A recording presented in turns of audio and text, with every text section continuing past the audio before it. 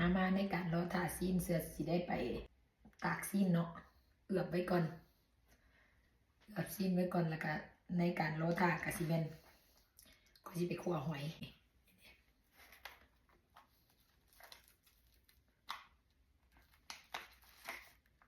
นี่หอยเหี้ยงบุกก็เดี๋ยวก่อนไปคั่วหอยก่อนสิไปคั่วกะค่อยสิเอาหอยไปล้างก่อนเนาะไปคั่วหอยพี่น้องคั่วหอยเครื่องคั่วหอยเอาก็ได้สิมีหอยเนาะไปคั่วกันเลยมาคั่วกันเลยเนาะก่อนอื่นมันกันน้ำมันลงไปก่อนจะได้แล้วละสำเนีย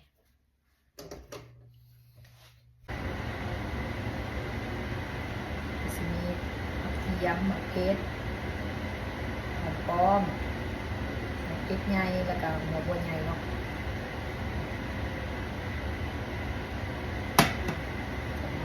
เทียมไปเลยแขวนมักใส่กระเทียมหลายๆหอมแล้วก็สีตามด้วยมะเขือเยอะเลยอันนี้อันคั่วหอยกระบอกมีสูตรเด้อพี่น้องป้องฝ่ายเด้อหน่อยแล้วก็จะกินหอมบัวใหญ่ได้แบบนี้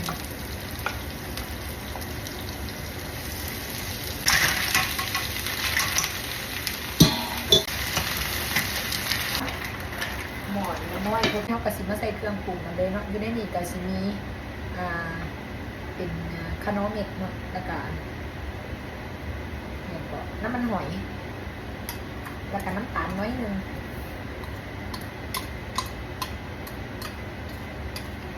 ใส่อันนี้ลงเนาะเป็ดไง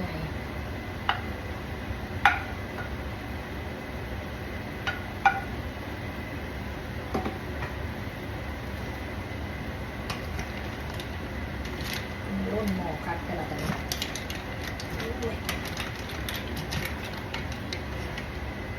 อันนี้ก็คือเมนูหอยเนาะขั้นตอนสุดท้ายก็คือว่าใส่หอมป้อมลงไปธรรมดาก็ใส่หอมบัวนั่นแหละแต่ว่าหอมบัวเบิดเนาะเอาใส่หอมป้อมแทนเอาก็ได้สวัสดีมาผู้ใดสิมากินน้ำผู้เอาหอยผู้ใดบ้างหอยก็มาเด้อ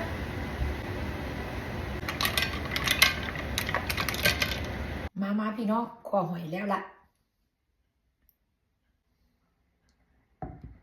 มากินขอหอยน้ำกันก็สิลองซีแม่เบิ่งก่อนเนาะว่าสปันย่านเบื่อน้องคอยก็ได้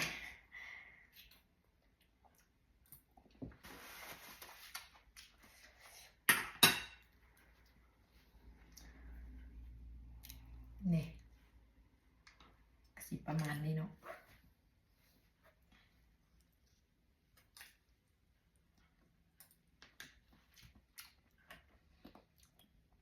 แซ่บ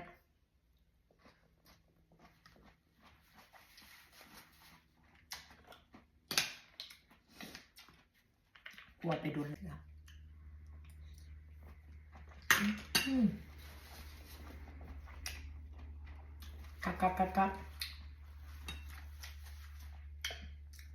ผู้ใดบ่อันนั้น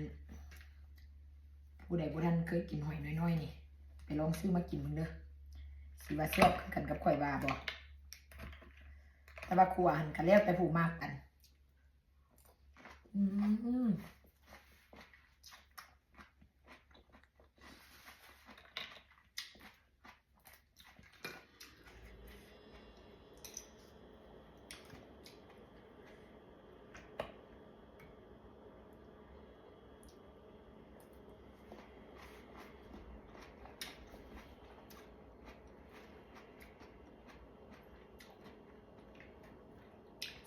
แซ่บพี่น้องแซ่บมา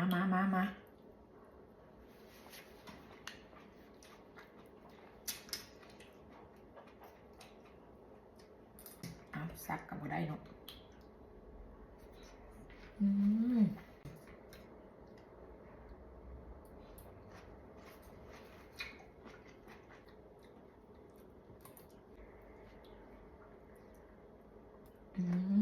นี่ธรรมดาเฮา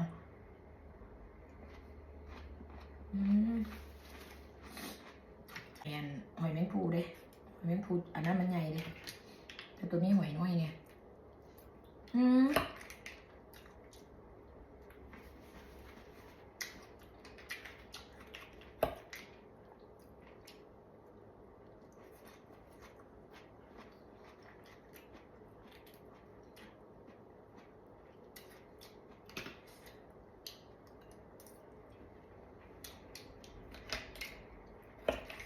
ไปแล้วลองให้กินด้วยจุ๊บเด้อ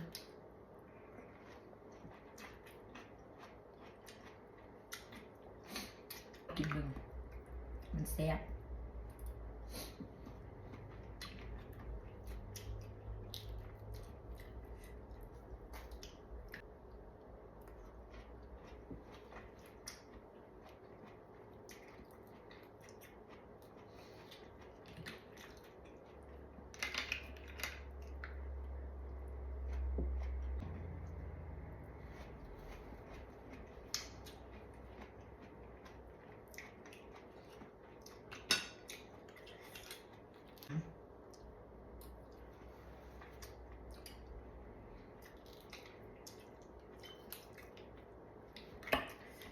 ใส่อันกันต้องใส่หอมป้อมบอกหรือว่าจังไหนนี่มันก็หอมป้อมแนวหนึ่งอยู่ยืนกินก่อนบ่นั่งดอก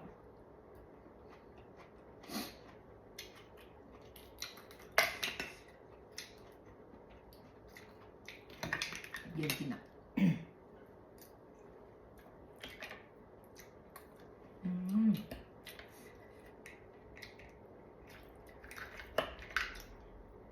พวกเจ้ากับเปิดอยู่บนนี้หอยกันใหญ่แต่กาบดอกข้างในมันกับบ่ได้ใหญ่ดอก